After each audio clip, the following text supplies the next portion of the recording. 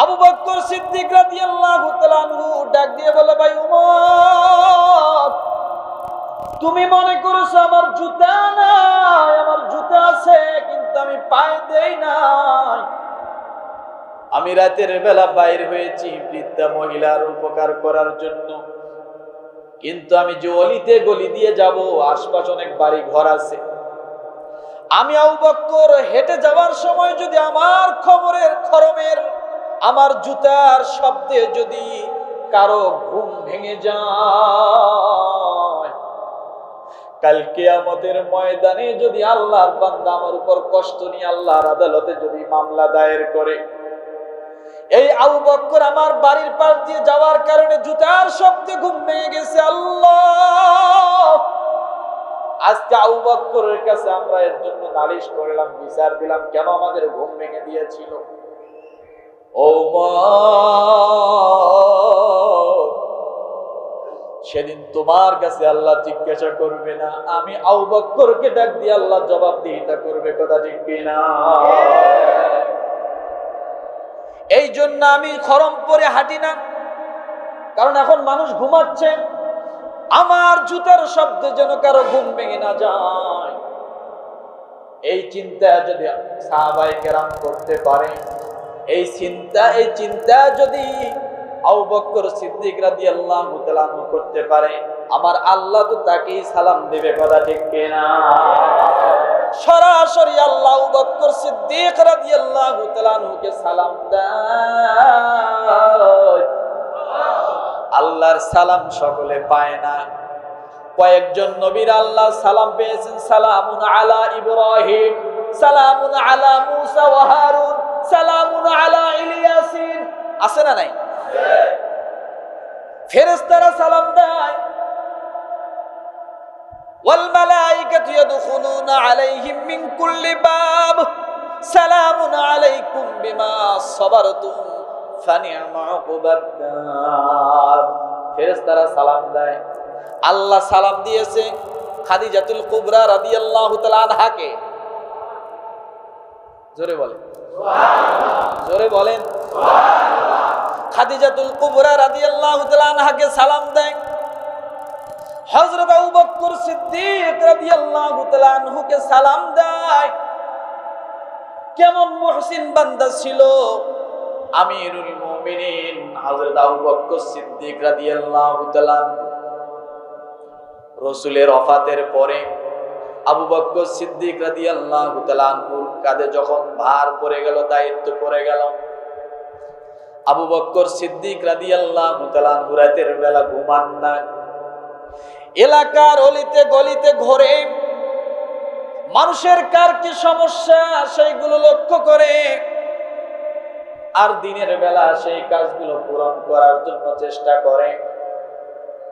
কিন্তু হযরত উমর রাদিয়াল্লাহু তাআলা আনহু আবু বকর সিদ্দিক রাদিয়াল্লাহু তাআলা আনহুর সঙ্গে একবারে লাগা।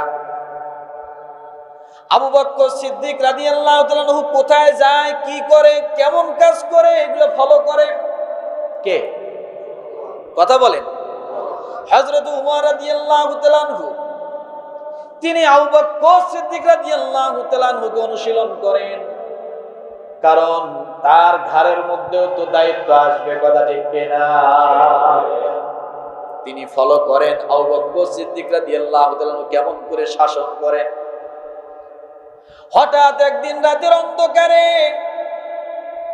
আবু বকর সিদ্দিক রাদিয়াল্লাহু তাআলা আনহু জীর্ণ শীর্ণ হয়ে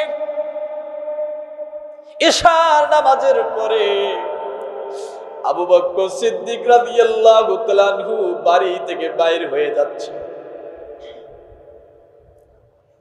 সকল মানুষ ঘুমন্ত অবস্থায় ঘুমিয়ে যাবে। আবু বকর সিদ্দিক রাদিয়াল্লাহু তাআলা আনহু পা পা করে মদিনার অলিতে গলিতে হাঁটা শুরু করে দিলেন। হযরত উমর রাদিয়াল্লাহু তাআলা আনহু ফলো করতেছেন। আবু বকর এবার বাড়ি থেকে বাইরে হয়েছে, দেখি কোথায় যায়। আল্লাহর নবীর সাহাবী আবু বকর সিদ্দিক রাদিয়াল্লাহু তাআলা আনহু পা পা করে যখন সামনে যাচ্ছেন, উমর রাদিয়াল্লাহু তাআলা আনহু দেখতে পেলেন আবু বকর নিজ এলাকা ছেড়ে অনেক দূর রওনা করেছে। হযরত উমর রাদিয়াল্লাহু তাআলা আনহু বললেন, যেহেতু দূরে যাবে, আমিও যদি তার একটু সাথী হই তাহলে তার একটু মনের মধ্যে শক্তি আসবে। কথা ঠিক কিনা? হযরত উমর রাদিয়াল্লাহু তাআলা আনহু আবু বকর সিদ্দিক রাদিয়াল্লাহু তাআলা আনহুর কাছে যেয়ে বলেন, ভাই কোথায় যাচ্ছেন? রাতের বেলা মানুষ ঘুমাবে, মানুষ আরাম করবে, আপনি আরাম তুই রাস্তায় রাস্তায় ঘোরেন। হযরত উমর রাদিয়াল্লাহু তাআলা আনহু যখন এই কথা জিজ্ঞাসা করলেন, আবু বকর সিদ্দিক রাদিয়াল্লাহু তাআলা আনহু বলেন, মদিনার মধ্যে একজন মহিলা আছে, বৃদ্ধ হয়ে গেছে, অসুস্থ, কয়েকদিন থেকে নিজের কাজ কামগুলো গোছাইতে পারে না। আমি আবু বকর তার একটু শুশ্রূষা করার জন্য যাচ্ছি। আমি আবু বকর তার থাল বাসন গুলো একটু মেজে দিয়ে আসি, ধুইয়া দিয়ে আসি। কেমন ব্যক্তি হলে মুহসিন হয় মুসলমান? হযরত উমর রাদিয়াল্লাহু তাআলা আনহু আশ্চর্য হয়ে গেলেন, মাথা নিচু করলেন। আবু বকর, তোমার মতো সাহাবী আমিরুল মুমিনিন মদিনার বৃদ্ধার বাড়িতে যাও থাল বাসন ধুইতে, তার ধোয়ার লোক নাই, সে অসুস্থ, তাই তুমি ধুতে যাও। নিজেকে ধিক্কার দিচ্ছে উমর, আমি কোনদিন আবু বকরের মতো হতে পারবো না, পারলাম না। এই কথা ভেবে ভেবে নিজেকে আত্মসমালোচনা করতেছে। কিন্তু আমরা পর সমালোচনা করি, আত্মসমালোচনা করতে জানি না, বরঞ্চ পর সমালোচনা করা হারাম, আত্মসমালোচনা করা জায়েজ। আমরা নিজেকে ভুলে যাই, অন্যকে নিয়ে আলোচনা করি। হযরত উমর রাদিয়াল্লাহু তাআলা নিজেকে ধিক্কার দিচ্ছে, মাথাটা নিচু হয়ে গেল। আমিরুল মুমিনিনের মতো একজন মানুষ, আবু বকর সিদ্দিকের মতো একজন মানুষ, একজন বিধবা বৃদ্ধা মহিলার বাড়িতে যাচ্ছে থাল বাসন ধোয়ার জন্য। কি শিক্ষা এখানে? হঠাৎ করে যখন মাথা নিচু করছেন উমর, মাথা নিচু করার সঙ্গে সঙ্গে তাকিয়ে দেখে আবু বকর সিদ্দিক রাদিয়াল্লাহু তাআলা আনহুর পায়ের মধ্যে জুতা নাই, খালি পায়। হযরত উমর চোখের পানি ছেড়ে দিলেন, ভাই আবু বকর, আপনার পায়ে কেন জুতা নাই? এই মদিনার কত কাঁটাদার পাথর আছে, আপনার পা তো কেটে ফেলবে। আপনাকে আমি এক জোড়া জুতা দেই, আপনি নেন, আর না হলে আপনার বেতন আমরা বাড়ায় দেই, আপনার এক জোড়া জুতার ব্যবস্থা করে নেন। আবু বকর সিদ্দিক রাদিয়াল্লাহু তাআলা আনহু হযরত উমরকে ডাক দিয়ে বলেন, উমর, তুমি মনে করেছো আমার জুতা নাই? ও উমর, আমার জুতা আছে। উমর রাদিয়াল্লাহু তাআলা আনহু জিজ্ঞাসা করলেন, জুতা থাকলে পরেন নাই কেন? কারণ আগেরকার জুতা পণ ছিল না খরম ছিল? জোরে বলেন। আমরা অনেকে দেখছি না খরম, মুরব্বিদের খরম ছিল। এই খরম দিয়ে খরম পায়ে দিয়ে যেদিকে হেঁটে হেঁটে যেত, খটখট খটখট একটা শব্দ হইত। আবু বকর সিদ্দিক রাদিয়াল্লাহু তাআলা আনহু ডাক দিয়ে বলে, ভাই উমর, তুমি মনে করেছো আমার জুতা নাই? আমার জুতা আছে, কিন্তু আমি পায়ে দেই নাই।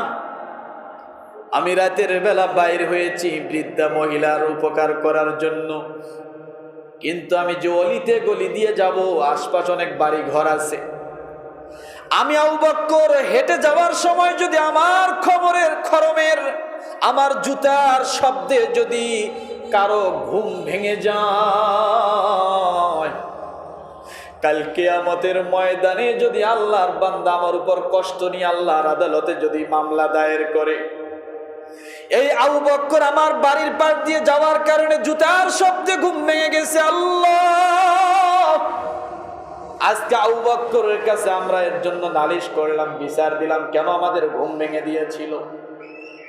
ওমর, সেদিন তোমার কাছে আল্লাহ জিজ্ঞাসা করবে না, আমি আবু বকরকে ডাক দিয়ে আল্লাহ জবাবদিহিতা করবে, কথা ঠিক কিনা? এই জন্য আমি খরম পরে হাঁটি না, কারণ এখন মানুষ ঘুমাচ্ছে, আমার জুতার শব্দে যেন কারো ঘুম ভেঙে না যায়। এই চিন্তা যদি সাহাবায়ে কেরাম করতে পারে, এই চিন্তা যদি আবু বকর সিদ্দিক রাদিয়াল্লাহু তাআলা আনহু করতে পারে, আমার আল্লাহ তো তাকেই সালাম দেবে, কথা ঠিক কিনা? কিন্তু আজকে দেখা যায় আমরা যখন ফুটবল খেলা শুরু হয়, একটা গোল দেওয়ার সঙ্গে সঙ্গে রাতের 12টা নাই, 1টা নাই, 2টা নাই, বাঁশি বাজায়, কথা ঠিক কিনা? গান বাজায়, ডেক সেট বাজায়, কত আয়োজন, মানুষের ঘুমের ডিস্টার্ব আছে না নাই? জোরে বলেন, এগুলা কি মুসলমান না? এরা অবশ্যই মুসলমান।